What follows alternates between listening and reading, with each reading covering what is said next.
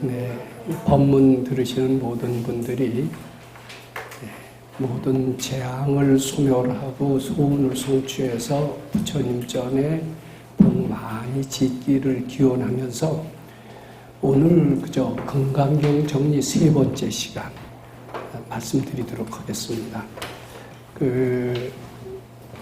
사실은 요 세 번째 그 정리를 말씀드리면서 제가 지금까지 건강경 15분까지 많은 부분을 빼놓고 정리해서 좀 비약해서 말씀드리는구나 하는 것들이 몇 가지가 있습니다.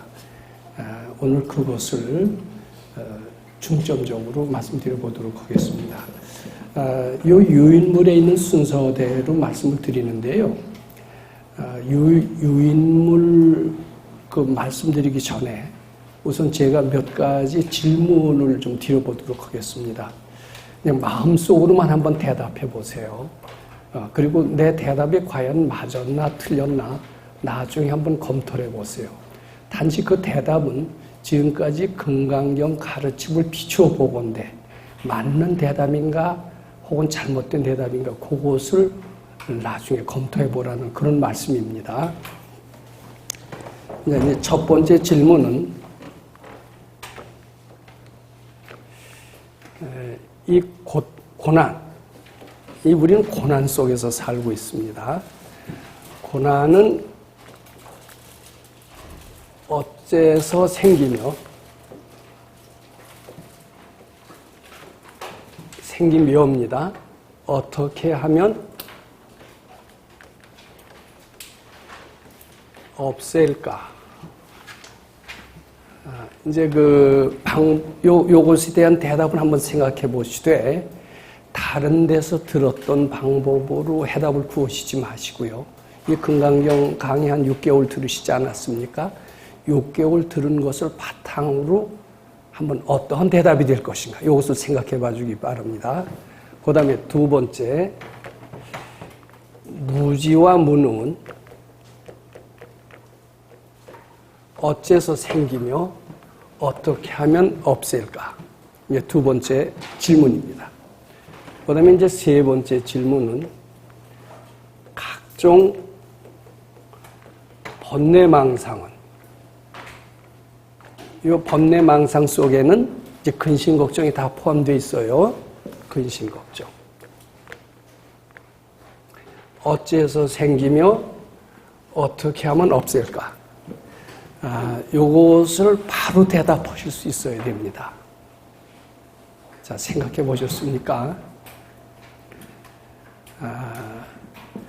반드시 제가 6개월 동안 건강경 말씀을 드리면서 또 가장 자주 말씀드리는 것은 무슨 생각이든지 부처님께 바치라고 말씀을 드리면서 그것에 관련된 이야기를 생각하시면서 대답을 바로 할 수 있어야 됩니다. 잘하면 바로 대답이 나올 수가 있습니다.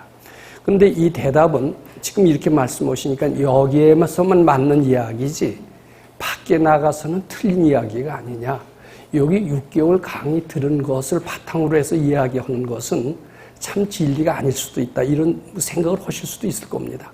근데 저는 비록 여기서 6개월 동안 강의 들은 것을 바탕으로 대답을 하시지만, 그리고 그것을 바탕으로 이 대답을 얘기하시지만 그 대답은 밖에서도 통하는 대답이고 또 기독교하고도 틀린 대답이 아니고 영원한 진실한 대답이다라고 감히 말씀을 드리고자 하는 겁니다.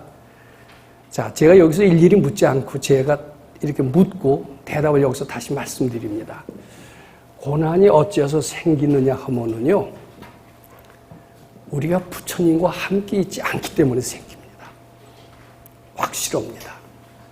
탕자의 삶을 살면서 언젠가 부처님과 멀리 등 떨어져 있어요. 그것이 아주 근본적인 이유입니다. 뭐 애욕에서 생긴다, 뭐에서 생긴다라는 것은 어떻게 보면 핵심을 짚지 못하는 겁니다. 애욕에서 왜 생기고 번뇌에서 왜 고통이 생깁니까? 그건 부처님 세계를 등지고 탕자의 삶을 살았기 때문에 애욕이 생기고 근심이 생긴다, 이렇게 얘기해도 되는 겁니다. 가장 정확하고 한마디로 대답할 수 있는 것은 고난은 부처님과 함께 있지 않기 때문에 생기며 어떻게 하면 없애느냐 하면 부처님과 함께 함으로써만이 없앨 수가 있습니다. 우리는 고난을 없애는 방법, 재앙을 소멸하는 방법이 무엇이 있다라고 얘기하는 사람이 있는지도 모릅니다. 요새 그 힐링이라는 단어가 굉장히 많이 유행합니다. 자, 어떻게 보면 마음을 편안하게 해서 이 병적인 마음의 상태를 치유할 수가 있겠느냐. 치유. 이제 치유라는 것은 달리 말해서 고난을 소멸하는 방법이다. 이렇게 얘기할 수가 있습니다. 그러면은 지금 이런 식으로 대답을 한다라면은 완벽한 치유는 부처님과 함께 있음으로써밖에 될 수 없다. 이렇게 결론적으로 말씀드립니다. 부처님과 함께 있지 아니하는 그러한 치유법, 이것은 일시적인 편안한 방법이지 영원한 편안한 방법이 아니다. 이렇게 말씀드리고자 합니다. 또 이어서 이것도 계속해서 말씀드린 뒤에 결론을 맺어보도록 하겠습니다. 무지, 우리는 너무나 모르는 게 많아요. 그리고 모르는 게 많을 뿐만 아니라 모르는 것은 너무나 당연하다라는 생각을 하고 있습니다. 그렇게 생각을 하시는 것 같아요. 어떻게 인간이 신처럼 다 할 수 있느냐 이런 생각을 합니다. 또 우리는 못하는 게 너무나 많습니다. 제가 자주 비유를 들었습니다만은 80kg 쌀 한 가마를 못 듭니다. 또 젊었을 땐 들었다가도 나이 먹었기 때문에 못 든다라고 생각을 합니다. 그런 가벼운 그런 일에서부터 우리는 못하는 게 너무나 많습니다. 나이가 먹으면 아무것도 못한다라고 생각을 합니다. 하물며 생사해탈은 말할 것도 없이 못한다라고 생각합니다. 자, 그리고 무지와 무능은 너무나 당연하다라고 생각합니다. 과연 당연할까요? 그리고 이것은 어찌해서 생겼느냐라는 질문 자체가 잘못되었다라고 생각합니다. 당연한 건데 어찌해서 생겼다라는 질문이 말이 되느냐 이렇게 생각을 합니다. 근데 이 생겼다라는 말은 있을 수 있는 질문일 뿐만 아니라 꼭 해야 되는 질문입니다. 우리는 본래 무지하고 무능하지 않았다가 무지하고 무능하게 되었기 때문에 무지 무능이 어째서 생기느냐라는 질문이 있을 수 있는 겁니다. 결론적으로 답을 말한다면 무지와 무능은 우리가 부처님과 멀어졌기 때문에, 부처님과 함께 있지 않았기 때문에, 부처님의 등을 졌기 때문에 무지와 무능이 생기는 겁니다. 또 반대로 부처님과 함께하는 삶을 산다라면은 무지와 무능은 순식간에 다 사라질 수가 있습니다. 요새는 소위 세상 사람들 중에서도 몰입이라는 이러한 책이 나왔고, 그 몰입이 바로 간화선식 그런 공부법이라고 그래서 몰입이라는 방법을 통해서, 즉 자나깨나 생각하는 방법을 통해서 모르는 모든 문제를 다 해결할 수 있다라는 이러한 주장을 하는 사람들이 있습니다. 그리고 그런 그의 주장에 따라서 실제로 어려운 난제를 하나하나 풀어가면서 신에 접근하는 길도 있다. 이제 이렇게 생각하게끔 사람들의 사고방식이 점점 바뀌어가고 있는지도 모릅니다. 그러나 완전히 그것을 없애는 그런 것에 대한 어떤 대책은 얘기해 놓고 있지 않습니다. 저는 조금 이따 말씀드리겠습니다만 지금 결론적으로 무지와 무능은 부처님과 함께 하는 삶으로서 완전히 없앨 수 있다 이렇게 말씀드리고자 합니다. 좀 더 구체적으로요. 우리 근심 걱정은 어째서 생기느냐? 스트레스는 어째서 생기느냐? 우리 이 문제 생각해 봐야 되고요. 또 이것의 해소법을 알아야 됩니다. 이것의 해소법을 위해서 수많은 수련단체들이 등장했습니다. 소위 한국에 있는 각종 수련단체, 종교단체, 이것은 스트레스 해소, 근심 걱정 해소를 위해서 이 방법이 가장 좋다라고 얘기를 하고 있습니다.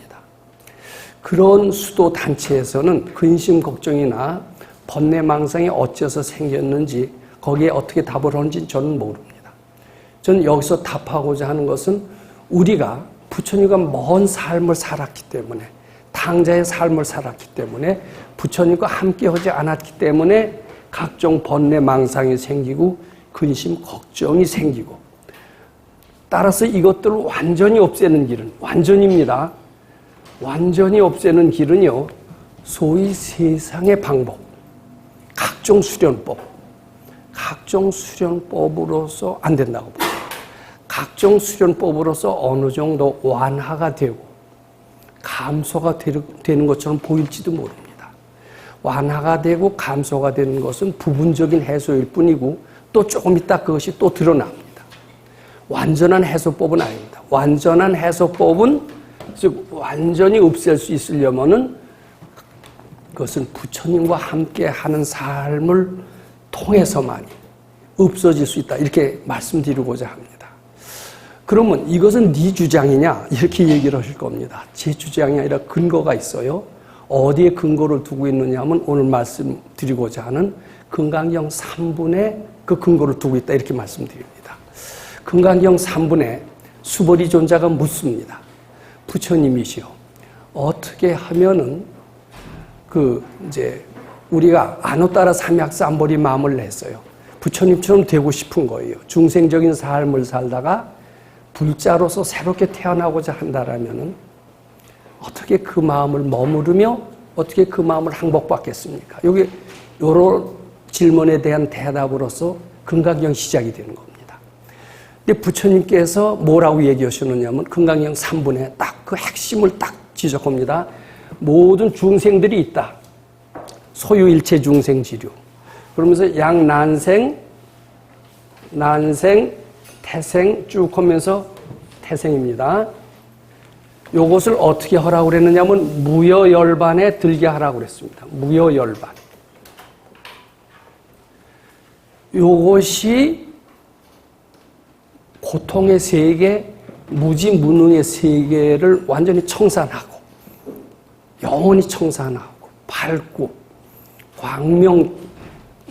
밝고 즐겁고 영원한 세계로 들어가는 처방이다. 그 얘기입니다.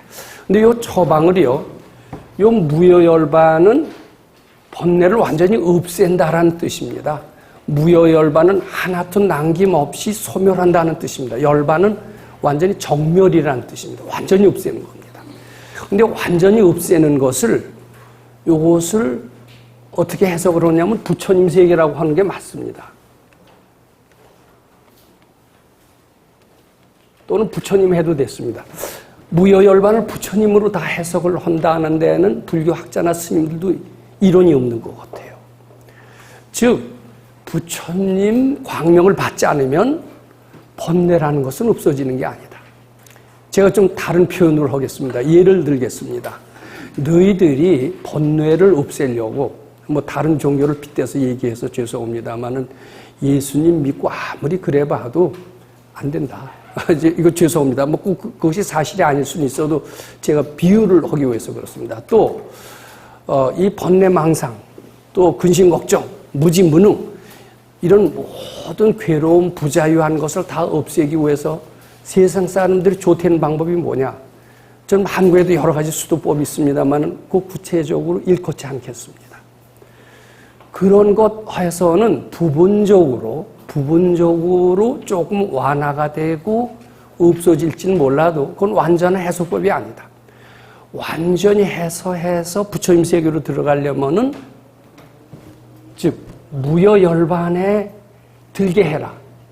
무여열반에 들게 하라는 것은 부처님 세계로 들게 하라는 뜻인데 이것을 이렇게 해석하고자 합니다. 내 마음이 난생, 태생, 습생처럼 구류 중생에 있을 때는 번뇌 망상이고요.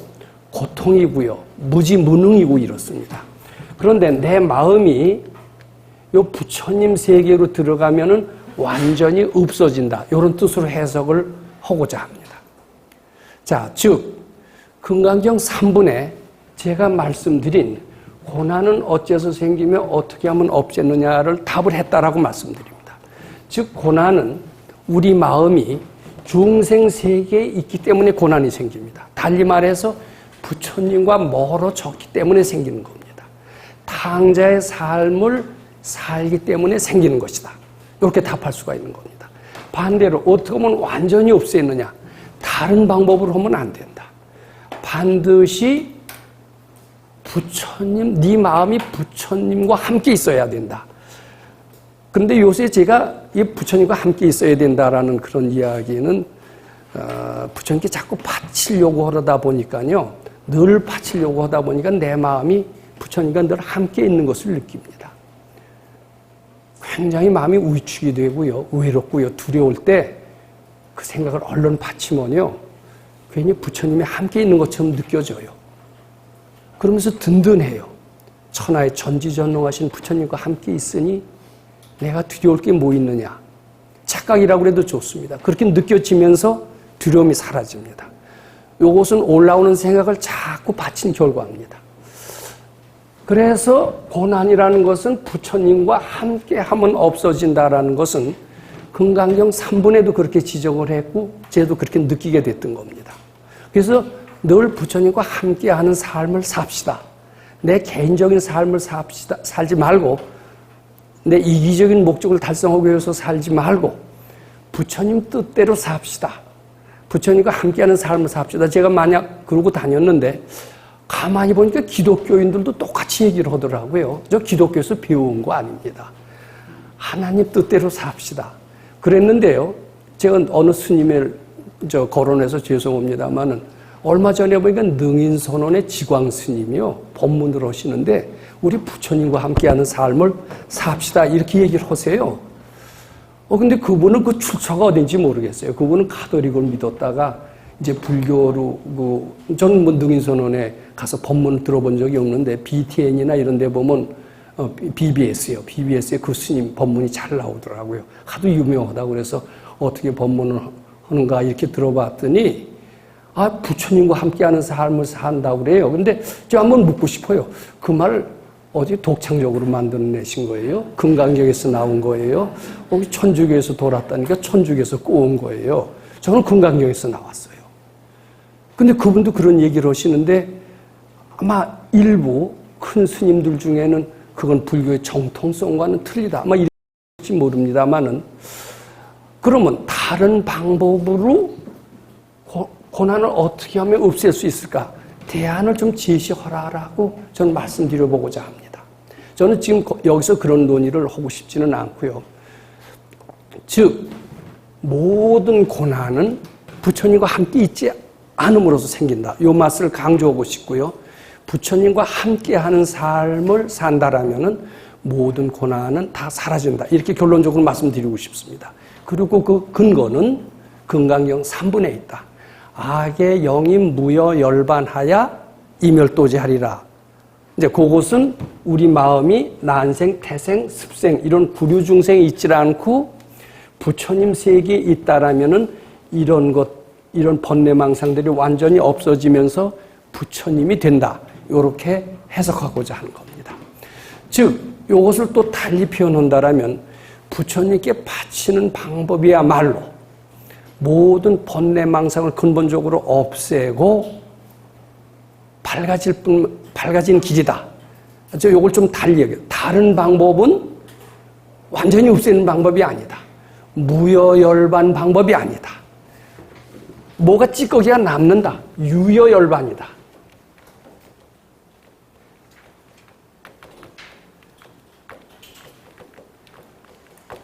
무여열반은 우리가 부처님 세계에 들어감으로써 가능하다. 이 말씀을 꼭 드리고 싶습니다. 그러면 소위 세상 사람들이 말하는 유여열반은 무엇이냐? 자, 요 유여열반을 반드시 검토하고 넘어갈 필요가 있다. 우리 어제 요번에 여기서 상당수의 도반님들은 용평에 다녀오신 것으로 보이고요. 낯이 꽤 있고 반갑습니다. 그때 그분들의 그 질문을 듣고 요 얘기는 반드시 꼭 해드려야 되겠다. 요 생각을 하게 됐습니다. 즉, 이제 이런 누가 여기 유인물에도 말씀드렸습니다만은 특히 이제 염불을 할 때 많은 불자들은 스님들도 그렇고요. 이렇게 염주를 돌려요. 이 불자의 상징이 염주를 가지고 다니는 게 상징인가 봐요. 그래서 히말라야 14 높은 데를 다 했다라는 거, 김홍, 엄홍, 길인가 뭐 그 사람 보면 늘 염주를 달고 다니더라고요. 아주 독실한 불교 신자인 모양입니다. 그 전에 그리고 가수 권혜경이라고 하는 분도 본래 뭐 불교 신자가 아니었던 모양인데 절을 뭐 몇천 배 하고 청담 스님의 지시대로 몇천 배 한 뒤에 병이 났어요. 그리고 보는 사람한테 이제 염주를 선물합니다. 들고 다니 불자의 상징이 염주입니다. 저도 염주를 가지고요 선물도 받고요 관세음보살 많이 할 때 이것을 돌렸어요. 근데 어느 때는 이불은 하지도 않고 이거 돌리기만 해도요 마음이 편안해요. 아, 이게 염주라는 게 이런 효과가 있나 보다. 염주를 가지는 의의에 대해서 설명하시는 스님들이 있습니다. 자, 이제 두 번째, 우리 절에 가서 부처님한테 절을 할 때 향을 피웁니다.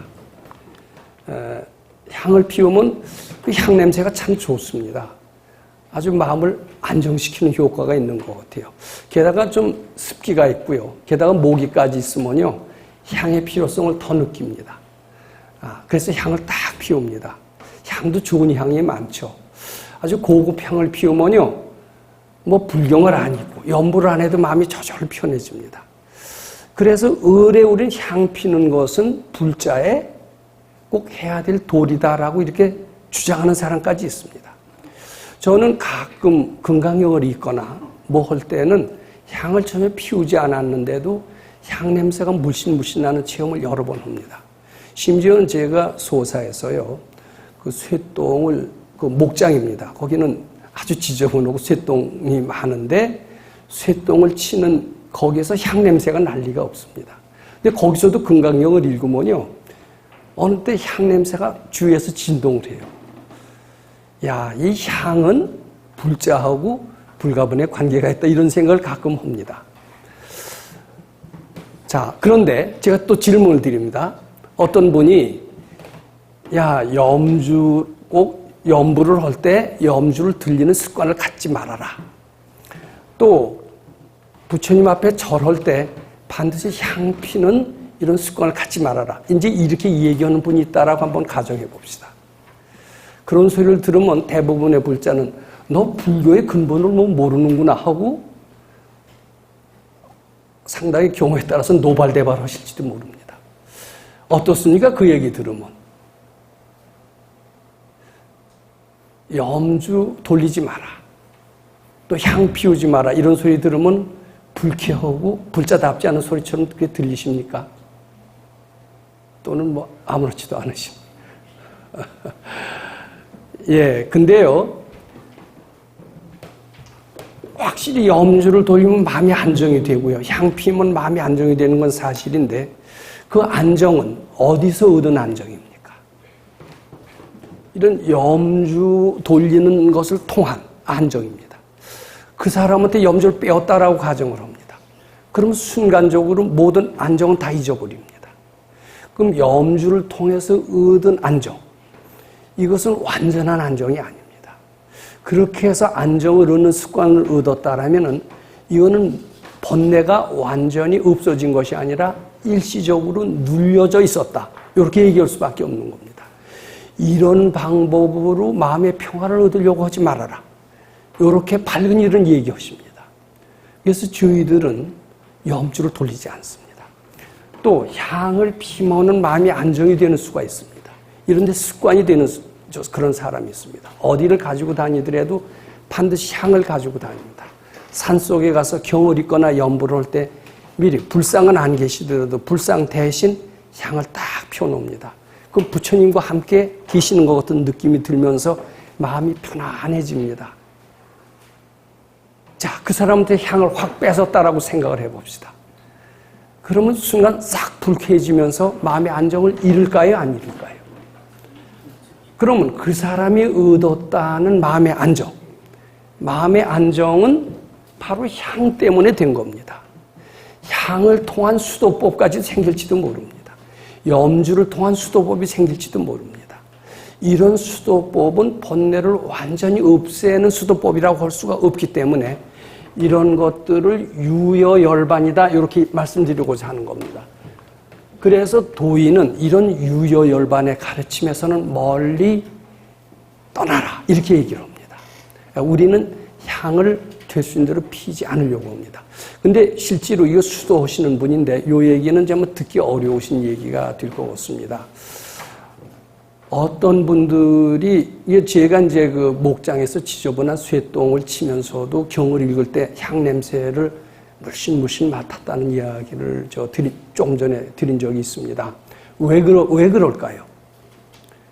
왜 그러냐 하면은요, 그건 나중에 이제 도인한테 설명을 들었는데요.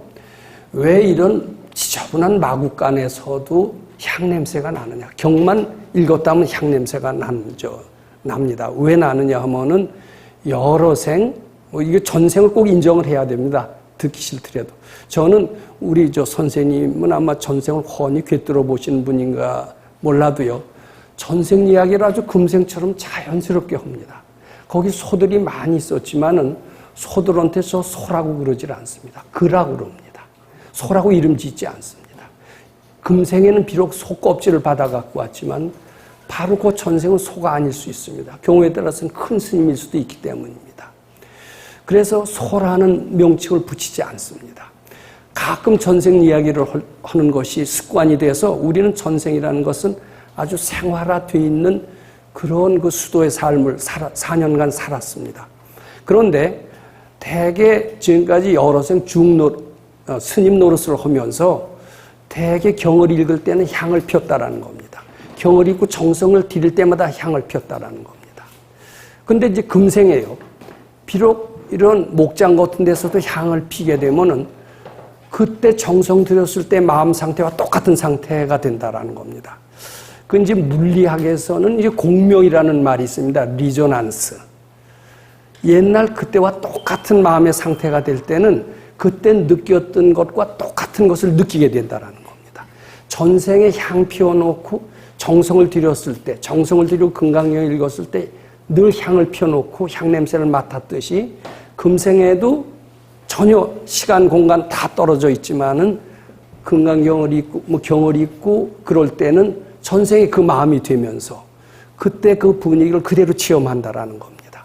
그래서 향 냄새가 맞아진다라는 겁니다. 저 같은 사람은 향이 없으면 안 된다. 이런 사고방식을 하고 있었을 사람임에 틀림없습니다. 그런데 그런 사고방식을 가지고 있는 것까지는 좋고 그 향을 피움으로써 마음의 안정의 효과도 있는데 나중에 그것도 결국은 해탈해서 없어야 됩니다. 향이 있어야만 안정이 된다. 이게 참입니까? 자기가 지어낸 분별입니까? 이 분별은 사실은 착각이거든요. 그리고 없는 거거든요. 그래서 그것은 언젠가 해탈해야 될 대상이다. 제도해야 될 중생이라는 겁니다. 근데 그 중생을 제도하기가 굉장히 어렵대요. 원인을 만들지 않는 게 더 좋다라는 겁니다. 그래서 이 향 피는 습관을 통해서 우리 그렇지 않습니까? 저는 담배를 피워보지도 않았습니다만은 담배를 많이 피는 사람은 담배를 딱 필 때요. 마음이 아주 안정이 되고 아주 담배 예찬 시도 있고 글도 있고 이런 거 같습니다. 근데 그거 습관이 되다가 끊으려고 해보세요. 담배 끊기는 무엇보다 어렵다. 대통령 되기보다 어렵다. 그거 끊기 어렵다는 겁니다. 마찬가지로요. 담배만 그런 게 아니에요. 향 피우고 염주 굴리고 이러므로써 마음의 안정을 얻었던 그런 습관은 언젠가는 그것을 해탈해야 될 대상이고 그 해탈할 때는 아마 담배 끊기보다 몇 배 더 어려운 그런 고통을 체험해야 될지도 모릅니다. 그래서 아예 우리는 배울 때 어떤 습관을 만들지 말라라고 했습니다. 심지어는 염주 굴리는 습관, 향 피우는 습관, 나쁜 짓 하는 습관은 말할 것도 없지만은 어떤 습관을 동일한 것을 반복해서 하지 말라. 그런 것들은 일시적으로 마음을 평화롭게 할지는 모르지만 언젠가 해탈해야 할 찌꺼기를 남는다는 점에서 유여열반이다. 무여열반의 길로 가라. 부처님과 바꿔라. 근데 그 부처님도 형상 있는 부처님과 형상 있는 부처님으로 바꾼다면 유여열반이 된다. 형상이 없는 부처님으로 해야 될까요? 안 될까요? 어때요? 관세음보살 저는 선물을 받았어요. 군대 갈 때 저희 어머니가 이제 너 앞으로 석 달 동안 군사훈련 받는데 18K짜리 금 목걸이를 딱 해줬고 예쁜 아가씨의 얼굴을 담긴 관세음보살 딱 그린 이제 가슴에 차는 게 있습니다. 요거 군대 가서 괴로울 때 요 관세음보살님 하면은 고통이 면할 것이다. 저는 그것을 차고요. 제가 육군 소위로 인간을 해서도 우리 12주 교육을 받았습니다. 말이 장교죠. 아주 혹독한 사병 훈련을 받았는데 상당히 고달프고 처량하고 외로웠습니다. 그때마다 요거 싹 꺼내 보면서 자비로운 관세음보살 하니까요 마음이 싹 안정이 돼요. 자, 근데 이게요 마치 담배 중독처럼 일시적인 효과가 있지만은 유효열반이고 그거 해탈한다는데 굉장히 어렵다라는 겁니다. 그럼 어떻게 해야 되느냐? 부처님도 형상이 없는 부처님께 바쳐야 된다. 이런 얘기입니다. 이제 형상이 없는 부처님께 바쳐야 된다는 이야기를 이해하실 수 있을 겁니다. 자, 근데 그것과 관련해서 제가 지금 염주나 향도 그랬습니다만 흔히 바쳐라 이 이야기를 요것과 비슷하다라고 해서 혼동을 합니다. 뭐냐면 놓아라, 없애라, 또 뭐 알아차려라도 거기다 들어보죠. 알아차려라, 또 뭐 집중해라. 기타 수도에서 사범들이 스승들이 하는 이야기를 여기다 다 적어놔요. 다 보면 바쳐라고 비슷비슷해요. 그럼 뭐 거기서도 여기서도 바쳐라고 거기서도 놓아라 하는데 그게 그거고 여기를 뭐 나와야 될 뭐 이유가 별로 없는 것처럼 생각이 될 수가 있습니다. 여기는 거기가 뭐가 틀리느냐 뭐 이렇게 이야기하실 수도 있습니다. 또 이렇게 많은 수도단체가 많습니다. 한국은 어떻게 보면 이런 수련의 천국, 종교의 천국인지도 모릅니다. 기독교도요, 별 종파가 다 있어요. 뭐, 금식도 있고요. 뭐, 하여튼 별게 다 있는 것 같습니다. 뭐, 불교에도 뭐, 다라니, 뭐, 등등 해서 뭐, 아주 이루 말할 수 없이 많습니다. 자, 그런데 전 한마디로 말씀드려서요, 우리 바치는 것은 완전히 무여열반을 가리킵니다. 즉, 번뇌를 완전히 없애는 겁니다. 근데 이것들은 외람된 표현이고, 어떤 분이 들으시면 놓으실지 몰라도 완전히 없애는 방법이 아니에요. 왜냐하면요, 아주 그냥 전 얘기할 수가 있습니다. 뭐 방법이 우리가 우수해서 그런 게 아닙니다. 여기에는 부처님이 말씀하신 것이 아니기 때문입니다. 즉, 도인이 이야기하신 것이 아니기 때문입니다. 만약 도인이 놓아라, 네 번뇌를 놓아라. 그렇다면 그 길로 가셔도 됩니다. 깨친이가 그랬다면. 또 깨친이가 없애라, 그러면 없어집니다. 또 도인이 깨친이가 알아차려라, 그러면 됩니다. 집중해라, 그러면 됩니다. 근데 문제는 도인이 아니라는 겁니다. 도인이 아니고 깨치지 못한 사람들이 가르친다라는 데 문제가 있습니다. 깨치지 못한 사람이 놓아라 하면 일시적으로 놓아지고 편안함을 얻습니다. 편안함을 얻는데 그의 말을 듣고 자꾸 놓아요. 자꾸 놔버릇합니다. 놓으라고 가르치는 선생이 있습니다. 스승이 있습니다. 놓아지고 편안한데 그의 가르침만은 귀에 남습니다. 그의 철학이 남습니다. 그의 철학. 근데 그이는 무심한 사람은 아닙니다. 왜냐하면 도인이 아니기 때문에. 도인은 무심을 줍니다. 근데 그이는 무심한 분이 아니기 때문에 그의 철학을 줍니다. 예를 들어서요, 내가요, 선생이라고 쳐요. 내 아들이 있습니다. 아들한테 뭘 바쳐라 이렇게 가르칩니다. 야, 이거 바쳐야 너는 산다. 그러면 이제 걔는 바치는 것에 공감을 하지 않아도 아버지가 하도 그러니까 아버지 말을 듣고 억지로 바칩니다.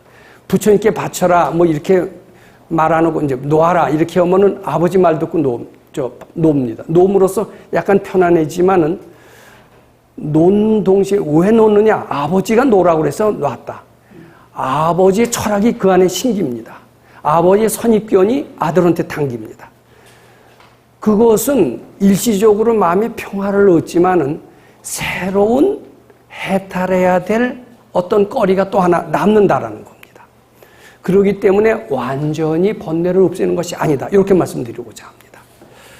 단지 이것을 깨친 이가, 즉 정말 불제자가 꼭 불제자라야 됩니다. 불제자라야 무심이 될 수가 있습니다. 무심을 심어줄 수가 있습니다. 그런데 그렇지 않은 보통 사람은 자기의 철학을 심어주고 자기의 선입견을 심어주기 때문에 마치 향을 피워서 염주를 굴려서 안정을 얻는 것과 똑같다라는 이야기입니다. 결론적으로 말씀드린다라면은 이러는 부처님께 바치는 가르침, 이 금강경 식대로 하는 것만이 영원한 안식을 얻을 수 있고 고통에서 벗어날 수 있다. 또는 도인이 시키시는 것이라면 될 수 있다. 이런 말씀을 드리고자 합니다. 그 다음에요. 또 한 가지 지난번에 용평에 가서 느낀 것이 있는데 무슨 생각이든지 바쳐라 라고 이렇게 말씀을 드렸더니 나는 바칠 생각이 없습니다 라고 그렇게 얘기하시는 분들이 종종 있어요. 저는 그런 바칠 거리가 본래 없습니다. 뭘 바치라는 거예요 도대체. 나는 바칠 거리도 없는데 뭘 바치라고 하는 거예요. 이렇게 얘기하시는 분들이 있습니다. 근데 그런 바칠 거리가 없는 분한테는 이 말은 해당되지 않습니다. 근데 저는 바쳐라는 말씀을 들을 때 처음부터 굉장히 딱 첫 마디에 공감을 하면서 아, 이렇게 좋은 가르침이 있구나 하면서 당장 바쳤습니다. 그것은 왜 그렇게 됐느냐 하면은요, 저는 부처님을 향한다라고 마음을 딱 내면서부터 완벽하게 닮고 싶었습니다. 닮으려고 하니까 제 속에서 너무나 닮으려고 하는 데서부터 멀어지려고 하는 내 마음의 번뇌망상이 보였던 겁니다. 아, 나는 이 부처님 쪽으로 가고 싶지 않다. 그리고 발버둥 치는 번뇌망상이 보이는 겁니다. 그래서 그걸 억지로 누르려고 그러면 더 기승을 부려요. 아, 이것을 꼭꼭 눌러야 내가 부처님 길로 갈 텐데 이 생각을 했지만은 내 힘으로 안 됐습니다. 이 번뇌망상을 어떻게 다스릴까라고 고민하고 있었는데 부처님께 바쳐라라는 말을 들으니까 아주 정말 목마른 자가 샘을 발견하는 것처럼 굉장히 반갑고 그 말을 그대로 따라서 실천을 했습니다. 즉 저처럼 제 마음속에 해결해야 될 무수한 번뇌를 본 사람, 바쳐야 될 필요성을 느낀 사람한테는 이 얘기가 필요한 겁니다. 즉 어떻게 보면 불심이 있는 사람, 신심이 있는 사람한테는 이 얘기가 꼭 필요하다. 이렇게 말씀드리고자 하는 겁니다. 자, 시간이 5분밖에 안 남았다라고 얘기하는데 5분을 조금 지나치게 가면서 이 유인물을 조금 읽어보도록 하겠습니다. 이게 이제 금강경 실천의 문제점 및 그 실천 신뢰다 이렇게 말씀을 드렸습니다만은 이제 특히 금강경 3분만 해석을 잘 한다라면은 요번 한 학기 동안 공부한 모든 것을 다 제대로 하셨다. 이렇게 말씀드리고자 합니다. 즉, 중생을 부처님 만들겠다고 하여라. 이제 악의 영인 무여열반이라고 하는 것은 이제 중생을 부처님께 만들겠다고 하여라는 거고, 여기서 부처님이 바로 무여열반이라는 겁니다. 부처님께 바치는 것만이 완전히 번뇌를 없앨 수 있다. 이런 뜻이라는 겁니다. 다른 방법으로는 안 됩니다. 오로지 이 방법으로 해야 됩니다.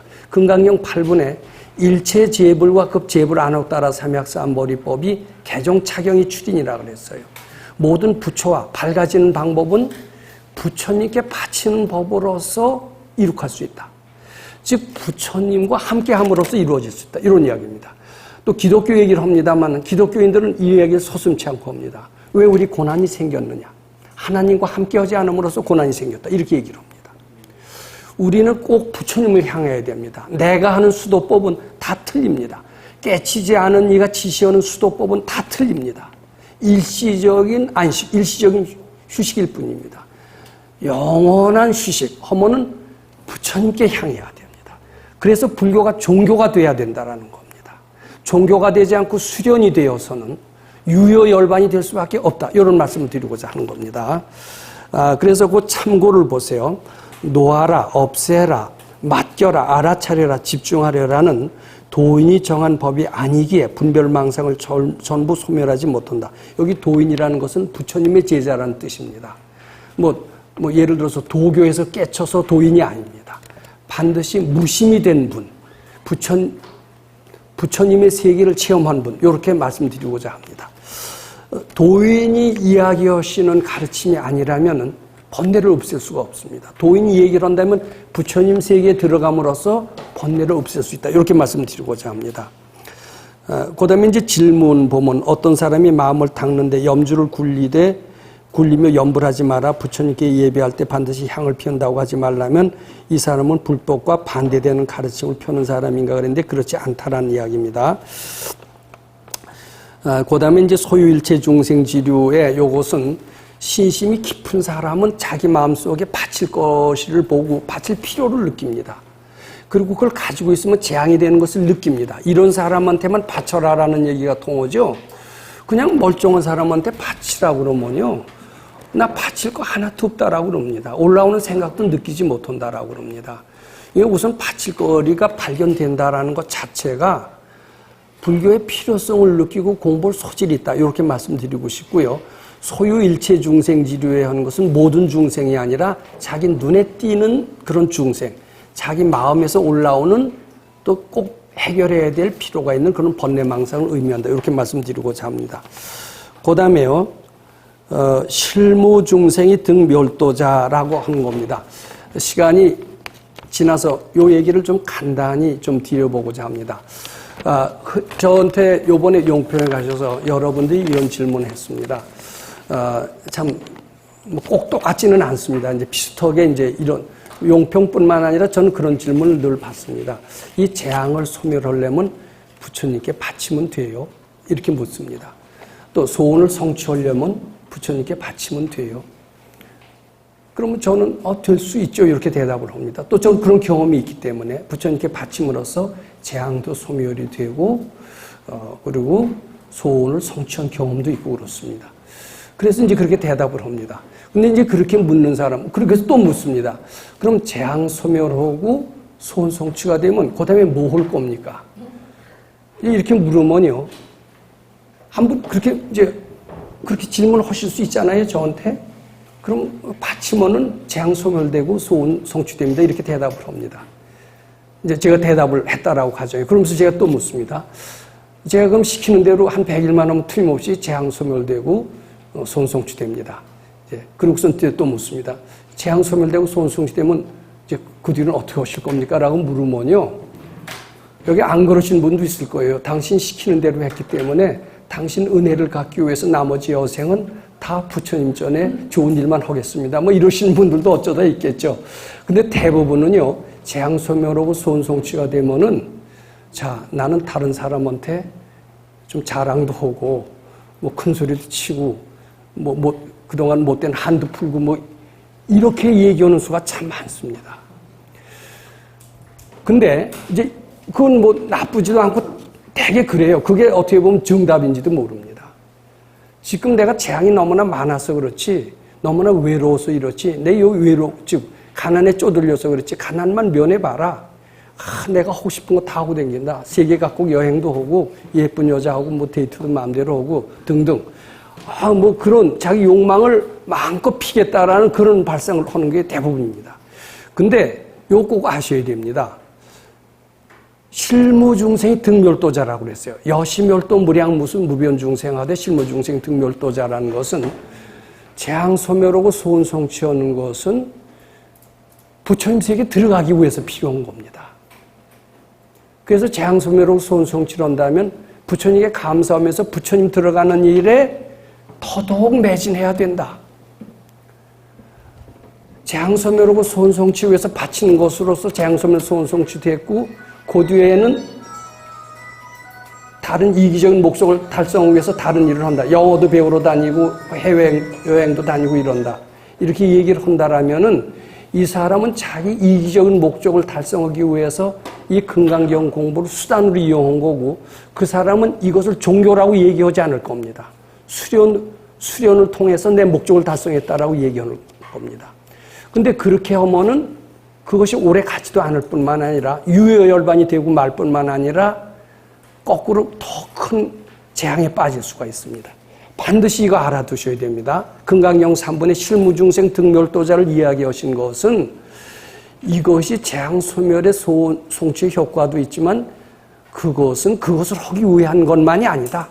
영생을 가기 위해서 하는 것일 뿐이고 재앙 소멸 는 부수적으로 이루어지는 것이다. 요런 그런 마음의 자세를 가지고 공부해야 된다. 요 말씀 드리고자 합니다.